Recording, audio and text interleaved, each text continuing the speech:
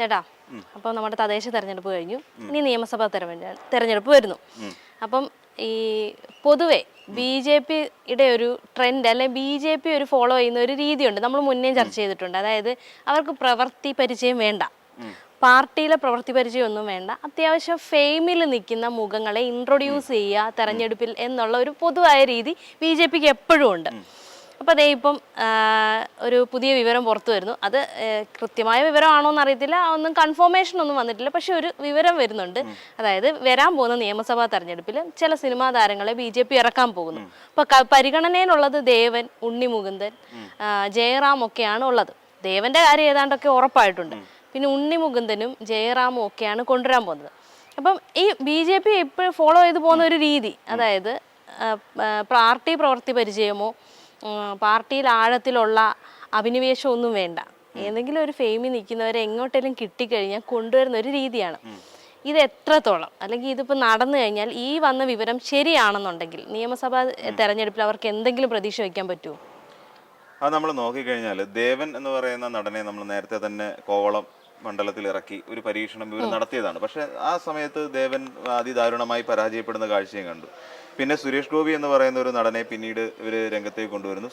സുരേഷ് ഗോപിയാണ് ഇങ്ങനെ ഒരു ആവശ്യം വെച്ചേക്കുന്നത്. സുരേഷ് ഗോപിയെ ഇതിലേക്ക് കൊണ്ടുവരുന്നു. സുരേഷ് ഗോപി എന്നിട്ട് നേരെ ചെന്നിട്ട് നിയമസഭയിൽ അടക്കം മത്സരിക്കുന്നു, പരാജയപ്പെടുന്നു. പിന്നീട് ലോക്സഭാ തെരഞ്ഞെടുപ്പിൽ ഇപ്പൊ നമുക്ക് പുറത്തേക്ക് വരുന്ന വിവരം അനുസരിച്ച് നോക്കുകയാണെങ്കിൽ അവിടെ സുരേഷ് ഗോപിയെ വിജയിപ്പിക്കുന്നതിന് വേണ്ടിയിട്ട് TN പ്രതാപനെ പരാജയപ്പെടുത്തുക എന്ന് പറയുന്ന ഒരു ഒറ്റ ഉദ്ദേശത്തോടു കൂടി തന്നെ ആ തൃശ്ശൂരിൽ വലിയ രീതിയിൽ അവിടുത്തെ DCC അധ്യക്ഷൻ അടക്കമുള്ളവർ, സെക്രട്ടറി അടക്കമുള്ളവർ ചേർന്നുകൊണ്ട് വലിയൊരു കള്ളക്കളി കളിച്ചിട്ടാണ് സുരേഷ് ഗോപിയെ ശരിക്കും പറഞ്ഞു കഴിഞ്ഞാൽ ലോക്സഭയിലേക്ക് എത്തിക്കുന്നത്. ഇപ്പൊ അതിന്റെ യഥാർത്ഥ ഒരു ചിത്രം കഴിഞ്ഞ ദിവസങ്ങളിലായിട്ട് പുറത്തു വന്നുകൊണ്ടിരിക്കുകയാണ്. അപ്പോൾ അവിടെ തെരഞ്ഞെടുപ്പിന്റെ ഇടയിൽ ഇവർ കോൺഗ്രസ് നടത്തിയിട്ടുള്ള കള്ളക്കളികൾ ഏറെക്കുറെ വ്യക്തമായി തുടങ്ങിയിട്ടുണ്ട്. പലരും പച്ചയ്ക്കാനെ വിളിച്ച് പറഞ്ഞിട്ടുണ്ട്. അപ്പോൾ സുരേഷ് ഗോപി അവിടെ ഒരു വൻ വിജയമായി മാറി എന്ന് നമുക്ക് അവകാശപ്പെടാൻ കഴിയില്ല. രണ്ടാമത്തെ കാര്യം, സുരേഷ് ഗോപി ഇനി അവിടെ ലോക്സഭാ തെരഞ്ഞെടുപ്പിൽ വിജയിച്ചു ഒരു കേന്ദ്രമന്ത്രിയാവുന്നു. അപ്പോൾ കേന്ദ്ര സഹമന്ത്രി എന്നുള്ള നിലയിൽ നിന്നുകൊണ്ട് സുരേഷ് ഗോപി ഒരു മെച്ചപ്പെട്ട നിലയിലേക്ക് എത്തിയോ എന്ന് ചോദിച്ചാൽ അത് നമുക്ക് അവകാശപ്പെടാൻ കഴിയില്ല. പിന്നീട് ജയറാം ഭയങ്കര ഭക്തനാണ്, കാര്യമൊക്കെ ശരിയാണ്. ഈ പറയുന്ന പോലെ സ്വർണ്ണപ്പാളി വിഷയവുമായി ബന്ധപ്പെട്ടുകൊണ്ട് ജയറാമിനെ ചോദ്യം ചെയ്ത ഒരാൾ കൂടിയാണ്. അപ്പോൾ അങ്ങനെ ആ രീതിയിലും ചലച്ചിത്ര താരം എന്നുള്ള ഒരു ഫെയിമും ജയറാമിനെ സംബന്ധിച്ചിടത്തോളം ഉണ്ട്. ഉണ്ണി മുകുന്ദൻ അയ്യപ്പന്റെ ഒരു അപരവേഷമാണ് എന്നുള്ള നിലയിൽ അയ്യപ്പൻ തന്നെയാണ് ഈ നിൽക്കുന്ന ഉണ്ണി മുകുന്ദൻ എന്നുള്ള തരത്തിലൊരു വലിയ പ്രചരണം മാളികപ്പുറം സിനിമ ഇറങ്ങിയ സമയത്ത് മാധ്യമങ്ങളിലടക്കം, അതോടൊപ്പം തന്നെ ഈ പിന്നെന്താ സംഘി സോഷ്യൽ മീഡിയയിലടക്കം ഇതുമായി ബന്ധപ്പെട്ടിട്ടുള്ള ഒരു വലിയ വിവരം പുറത്തു വരികയും ചെയ്തു. പക്ഷെ നമ്മൾ മനസ്സിലാക്കേണ്ട ഒരു കാര്യം, ഒരു രാഷ്ട്രീയ പ്രവർത്തനം എന്ന് പറഞ്ഞു കഴിഞ്ഞാൽ അതിൽ അടിയുറച്ച് നിന്നുകൊണ്ട് വർഷങ്ങളായി അതിനകത്തൊരു പ്രവർത്തന പാരമ്പര്യം ഉണ്ടാവണം. ഇപ്പം നമുക്കറിയാം തിരുവനന്തപുരം നഗരസഭയുമായിട്ട് ബന്ധപ്പെട്ട് നമ്മൾ നോക്കിക്കഴിഞ്ഞാൽ തിരുവനന്തപുരം നഗരസഭയിൽ എന്താ സംഭവിച്ചു? ആ ശ്രീലേഖ എന്ന് പറയുന്ന ഒരു IPS-കാരി അവിടെ കൊണ്ടുവന്ന് പ്രതിഷ്ഠിച്ചു. എന്നിട്ട് ഇവരായിരിക്കും ഞങ്ങളുടെ മേയർ സ്ഥാനാർത്ഥി എന്ന് പറയുകയും ചെയ്തു. അതിന് തുടർന്ന് എന്താ സംഭവിച്ചത്? VV രാജേഷ് എന്ന് പറയുന്ന ഒരാളെ അവിടെ കൊണ്ടുവരേണ്ടി വന്നു. എന്തുകൊണ്ട് കൊണ്ടുവരേണ്ടി വന്നു എന്ന് ചോദിച്ചു കഴിഞ്ഞാൽ RSS-ന്റെയും പാർട്ടിയുടെ അടിസ്ഥാനപരമായി ചിന്തിക്കുന്ന കുറേയധികം ആളുകൾക്കും ഇങ്ങനെയുള്ള ഫെയിമിനോട് താല്പര്യമില്ല. ഒന്നാമത്തെ കാര്യം അതാണ്. അതുകൊണ്ടാണ് അല്ല ശ്രീലേഖ IPS-നെ അവിടെ കൊണ്ടുവന്ന് എന്തുകൊണ്ട് മേയർ സ്ഥാനാർത്ഥി അല്ലെങ്കിൽ മേയറാക്കി അവരോധിച്ചുകൂടായിരുന്നു? കാര്യം അവര് പിന്നെ ഒരു വലിയ ഒരു പോലീസ് സേനയെ മുഴുവൻ നയിച്ചുകൊണ്ട് നടന്ന ഒരു സ്ത്രീയാണ്, ഒരു നല്ലൊരു ഒന്നാമത്തെ ഒരു IPS-കാരിയാണ്. അവരെ എന്തുകൊണ്ടാണ് നേതൃനിരയിലേക്ക് കൊണ്ടുവരാഞ്ഞത്? കഴിവില്ല. ജയറാമിന് എന്ത് കഴിവുണ്ട്? നമ്മൾ ആലോചിച്ച് നോക്കൂ. ജയറാമിനെ പോലെ ഒരു നേതാവ്, പിന്നെ ഒരു BJP നേതാവ് ഒരു സ്ഥാനാർത്ഥിയായിട്ട് വരുമ്പോൾ എന്ത് കഴിവിന്റെ അടിസ്ഥാനത്തിൽ വേണം ജയറാമിനെ അവിടെ നമ്മൾ സ്ഥാപിക്കേണ്ടത്? അല്ലെങ്കിൽ ജനങ്ങൾ എന്ത് വിശ്വാസത്തിന്റെ പുറത്ത് വേണം ഇനിയും അവർക്ക് വോട്ട് ചെയ്ത് വിജയിപ്പിക്കേണ്ടത്? ഉണ്ണി മുകുന്ദൻ സിനിമയിൽ അഭിനയിച്ചിട്ടുള്ള അല്ലാതെ ഏതെങ്കിലും ഒരു പൊതുപ്രവർത്തന പരിപാടിയിൽ ഉണ്ണി മുകുന്ദനെ നമ്മൾ കണ്ടിട്ടുണ്ടോ? ഇനി അതല്ല, ടൊവിനോ തോമസ്, നമുക്കറിയാം ടൊവിനോ തോമസിനെ പോലുള്ള ഒരു ചലച്ചിത്ര താരം കഴിഞ്ഞ പ്രളയ കാലഘട്ടങ്ങളിൽ ടൊവിനോ തോമസ് ചെയ്തിട്ടുള്ള നടപടികൾ പ്രവർത്തനങ്ങൾ എന്തൊക്കെയാണെന്ന് നമുക്കറിയാം.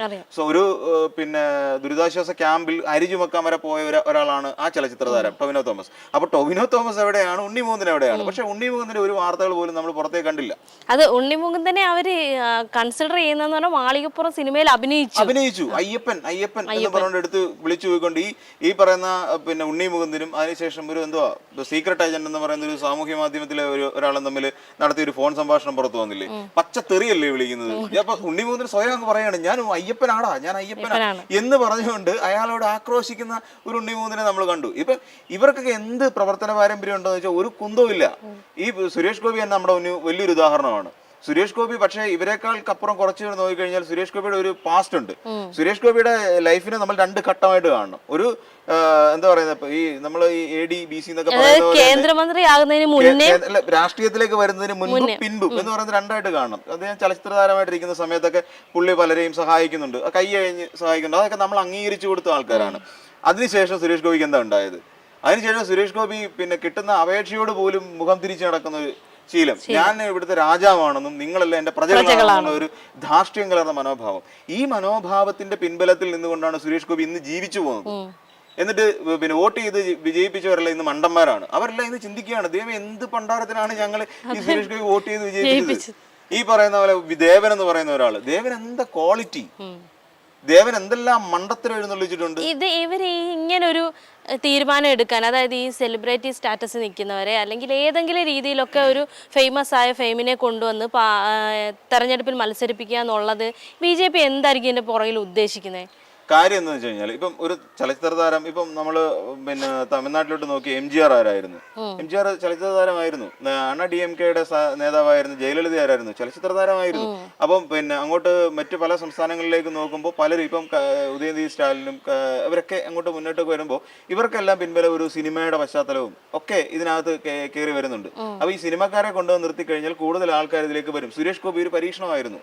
ആ സുരേഷ് ഗോപി അതിലേക്ക് വരുന്നു. പക്ഷെ സുരേഷ് ഗോപിയുടെ തല തെറിച്ചു പോയി. അപ്പം സുരേഷ് ഗോപി വന്നു. ഇനിയിപ്പം ജയറാമിനെ കൊണ്ട്, ജയറാമിനൊക്കെ എന്ന് പറഞ്ഞാൽ ഒരു 10 പേരെ കണ്ടാൽ മര്യാദയ്ക്ക് സംസാരിക്കാൻ അറിയാൻ വയ്യാത്ത ഒരാളാണ് ഈ ജയറാം. ഈ ജയറാമിനെയൊക്കെ കൊണ്ടുവന്നിട്ട് ഒരു ഇത് പിന്നെ ഈ രാഷ്ട്രീയ പ്രവർത്തനത്തിലേക്ക് കൊണ്ടുവരണമെന്ന് പറഞ്ഞാൽ നടക്കുന്ന കാര്യമാണോ? ദേവൻ മണ്ടത്തരമല്ല ദേവന്റെ വായിന്ന് വീഴുന്നുണ്ടോ? നമ്മൾ പലപ്പോഴായി ദേവന്റെ പല പ്രസ്താവനകളും നമ്മൾ കാണുന്നതാണ്. പക്ക മണ്ടത്തരമാണ് വിളിച്ചു പറഞ്ഞുകൊണ്ടിരിക്കുന്നത്. ഉണ്ണി മുകുന്ദന്റെ കാര്യം നമ്മൾ അറിഞ്ഞു കഴിഞ്ഞു. ഇവരൊക്കെ രാഷ്ട്രീയ മണ്ഡലത്തിലേക്ക് വന്ന് ഏതെങ്കിലും പിന്നെ 10 നിയമസഭാ സീറ്റിൽ നിന്ന് വിജയിച്ചിട്ട് നിയമസഭയിലേക്ക് എത്തുന്നതിന്റെ അവസ്ഥയൊന്നും ആലോചിച്ച് നോക്കി. നമ്മൾ എത്ര ദാരുണമായിരിക്കും നമ്മുടെ നിയമസഭയിൽ. സുരേഷ് ഗോപിയുടെ കാട്ടിക്കൂട്ടൽ കണ്ട് ചിരിച്ചതിനേക്കാളും കൂടുതൽ ചിരിക്കേണ്ടി വരും. ദേവൻ അതിനെക്കാട്ടി വലിയ കോമാളിയാണ്. ദേവൻ അതിനേക്കാട്ടിൽ അപ്പുറം നിന്നുകൊണ്ട് വിഡിതം വിളിച്ചു പറയുന്നത് നമുക്ക് പല പ്രസ്താവനകളിൽ നിന്ന് അദ്ദേഹം മനസ്സിലാക്കാൻ കഴിയും. ഈ ഉണ്ണി മുകുന്ദൻ എന്തെങ്കിലും ചലച്ചിത്രത്തിനപ്പുറത്ത് ചലച്ചിത്രം ഒറ്റയ്ക്ക് ഒന്ന് വിജയിപ്പിച്ചിട്ടുണ്ടോ? ആ പടം മാർക്കോ എന്ന് പറയുന്നത്. പിന്നെ ഇവരൊക്കെ സിനിമാ രംഗത്ത് നിന്ന് ഈ രാഷ്ട്രീയത്തിലേക്ക് വരുമോ എന്നുള്ളത് നമുക്ക് നോക്കിക്കാണേണ്ട ഒരു അവസ്ഥയാണ്. ഇന്ന് വേറെ രണ്ടാമത്തെ വളരെ പ്രധാനപ്പെട്ട കാര്യം, ജയറാം എന്ന് പറയുന്ന നടനെ ഇന്ന് സിനിമയ്ക്ക് വലിയ ആവശ്യമുള്ള നടനൊന്നുമല്ല. ഇന്ന് പിന്നെ ജയറാം ഇല്ലെങ്കിൽ പോലും ഇന്ന് മലയാള സിനിമ വിജയിക്കും. ജയറാം അഭിനയിച്ചിട്ടുള്ള ഏറ്റവും അവസാനം ഏതോ ഒരു സിനിമ ഇറങ്ങിയിട്ടുണ്ടായിരുന്നു. ആ സിനിമ പോലും പൊളിഞ്ഞ് പാളീസായി പോയി. ഇതിന്റെ പിന്നെ ഉണ്ണി മുകുന്ദന്റെ ആകപ്പാട മാളികപ്പുറത്തിന് ശേഷം സക്സസ് ആയിട്ടുള്ള ഒരേ ഒരു സിനിമ മാർക്കോ എന്ന് പറയുന്ന സിനിമയാണ്. എത്ര നാളായി മാർക്കോ സിനിമ ഇറങ്ങിയിട്ട്? അതിനുശേഷം ഉണ്ണി മുകുന്ദന്റെ ഏതെങ്കിലും സിനിമ റിലീസ് ചെയ്തിട്ടുണ്ടോ? അല്ലെങ്കിൽ ഏതെങ്കിലും സിനിമ ഉണ്ണി മുകുന്ദന്റെ സക്സസ് എന്നുള്ള നിലയിലേക്ക് അങ്ങനെ സിനിമ വെച്ചിട്ട് നമുക്കൊരു പൊളിറ്റീഷ്യനായിട്ട് വിലയിരുത്താൻ പറ്റത്തില്ല. സിനിമ അഭിനയം വേറെ, ഇത് വേറെ. സിനിമയിൽ അഭിനയിക്കുന്ന എല്ലാം നന്മപരമായിട്ട് അഭിനയിക്കുന്ന ഒരാളാണ് വിജയ് എന്നും പറഞ്ഞിട്ട് വിജയുടെ മുമ്പിൽ പോയിന്നുണ്ട് ആരെങ്കിലും കൈ നീട്ടാറുണ്ടോ? അല്ലെങ്കിൽ ആ രാഷ്ട്രീയത്തിലേക്ക് വന്നു കഴിഞ്ഞാൽ വിജയ് അവിടെ തമിഴ്നാട്ടിൽ അത് സത്യം പറഞ്ഞാൽ ജനങ്ങൾ മനസ്സിലാക്കണം. ഇപ്പൊ സുരേഷ് ഗോപിക്ക് വോട്ട് കിട്ടിയത് എങ്ങനെയോ ആയിക്കോട്ടെ, പക്ഷെ അന്ന് നമ്മൾ പണ്ടത്തെ ഒരു ഹീറോ പരിവേഷം ഉണ്ടല്ലോ, അതായത് ഈ പറഞ്ഞ പോലെ കേസ് അന്വേഷണം തെളിയിക്കുന്നു, ആരെയും ഭയക്കുന്നില്ല, ആ രീതിയിലൊക്കെ ഉള്ള ഒരു കഥാപാത്രങ്ങളായിരുന്നല്ലോ. അപ്പോൾ ആ കഥാപാത്രത്തെ ഇങ്ങ് വിശ്വസിച്ചു. പക്ഷെ തൃശ്ശൂരിലെ ജനങ്ങൾ കഥാപാത്രത്തെ വിശ്വസിച്ചു. സുരേഷ് ഗോപിക്ക് തൃശ്ശൂര് ജനങ്ങളെ ഞാൻ ഇപ്പോഴും തൃശ്ശൂരിലെ ഒരു 90% ആൾക്കാരെ ഞാൻ കുറ്റം പറയത്തില്ല. കാരണം എന്താണെന്ന് ചോദിച്ചു കഴിഞ്ഞാൽ അവർ കൃത്യമായി വിനിയോഗിക്കേണ്ട വോട്ടവകാശം അവർ വിനിയോഗിച്ചവരാണ്. അവർ നിഷ്പക്ഷവാദികൾ എന്ന് പറയുന്നത്. പക്ഷെ ഇതിനകത്ത് നടന്നിട്ടുള്ളതെന്ന് പറഞ്ഞാൽ വോട്ട് മറിച്ചു എന്ന് പറയുന്ന വേറെ സത്യാവസ്ഥയുണ്ട്.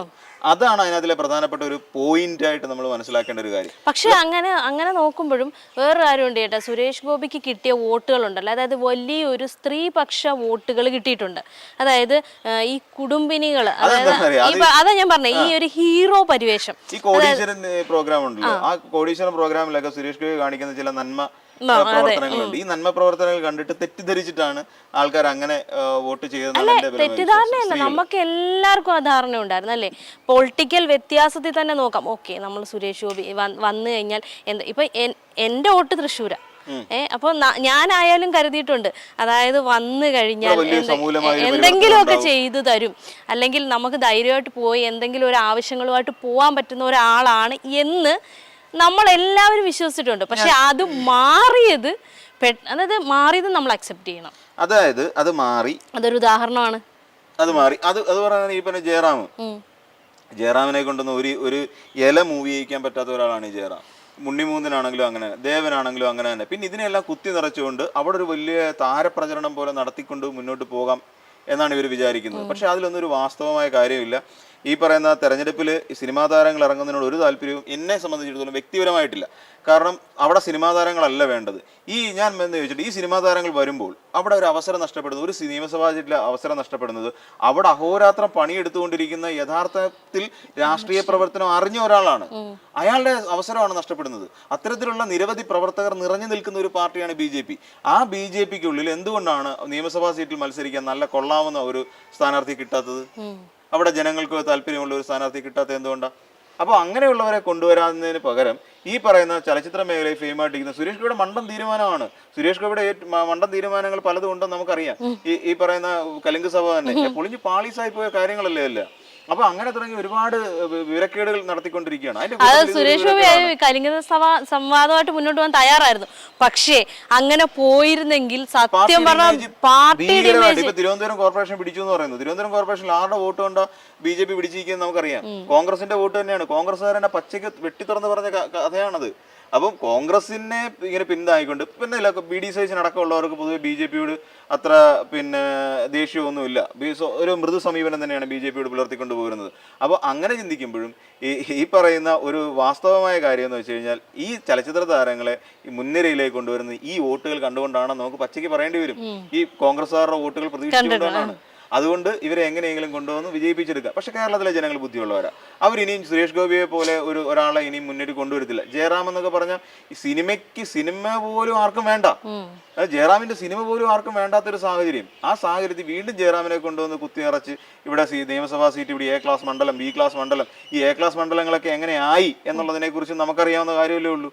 എങ്ങനെയാ BJPക്ക് ഒരു A ക്ലാസ് മണ്ഡലം ഉണ്ടാകുന്ന ചോദിച്ചാൽ അവിടുത്തെ കോൺഗ്രസ്സുകാർ മറിഞ്ഞു കഴിയുമ്പോൾ അവിടുത്തെ കോൺഗ്രസ്സുകാർ മറിയുമ്പോഴാണ് BJPക്ക് A ക്ലാസ് മണ്ഡലം ഉണ്ടാകുന്നത്. അല്ലാതെ BJPയുടെ പ്രവർത്തന പാരമ്പര്യം കൊണ്ടോ പ്രവർത്തന ശൈലി കൊണ്ടോ പ്രവർത്തനം ജനങ്ങൾക്ക് ഇഷ്ടപ്പെട്ടത് കൊണ്ടോ അല്ല BJPക്ക് ഒരിടവും ഈ പറയുന്ന ഒരു A ക്ലാസ് മണ്ഡലം എന്നുള്ള നിലയിലേക്ക് എത്തിയത്. ഇതൊക്കെ അത് തിരിച്ചറിയാൻ ഇതുവരെ എന്തുകൊണ്ട് രാജീവ് ചന്ദ്രശേഖരനെ പോലുള്ള ഒരു ബിസിനസ്മാന് കഴിഞ്ഞില്ല എന്നുള്ളതാണ് എനിക്ക് മനസ്സിലാവാത്തത്.